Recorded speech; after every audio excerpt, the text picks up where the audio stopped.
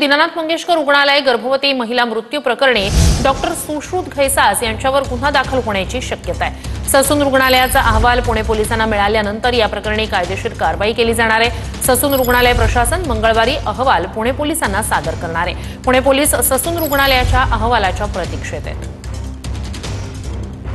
अधिक जाणून घेऊया आपले प्रतिनिधी योगेश बोरसे यांच्याकडनं। योगेश, आलेले 3 अहवाल आणि त्यानंतर आता ससून रुग्णालय काय अहवाल देत आहे याकडे पोलिसांचं लक्ष, नेमके अपडेट्स काय? श्रुती, राज्य सरकारकडे आतापर्यंत दीनानाथ मंगेशकर रुग्णालयातल्या गर्भवती महिलेच्या मृत्यू प्रकरणी 3 अहवाल हे राज्य सरकारला प्राप्त झालेले आहेत। मात्र अद्यापपर्यंत दीनानाथ मंगेशकर रुग्णालय आणि डॉक्टर सुश्रुत घैसास यांच्यावर कुठलीही कायदेशीर कारवाई ही झालेली नाहीये। पीडित कुटुंबीय आहे त्यांच्याकडून सातत्याने हीच मागणी होते की दीनानाथ रुग्णालय प्रशासनावरती आणि डॉक्टर घैसास यांच्यावरती कायदेशीर कारवाई करण्यात यावी। मात्र पुणे पोलीस सध्या ससून रुग्णालयाच्या एका अहवालाची प्रतीक्षा करतायत आणि मंगळवारी हा अहवाल ससून रुग्णालय प्रशासन पुणे पोलिसांना देणार आहे आणि त्यानंतर पुणे पोलिसांकडून अर्थात पुणे पोलिसांच्या अलंकार पोलीस स्टेशनच्या माध्यमातून गुन्हा दाखल करण्याची प्रक्रिया कदाचित पूर्ण होण्याची शक्यता आहे।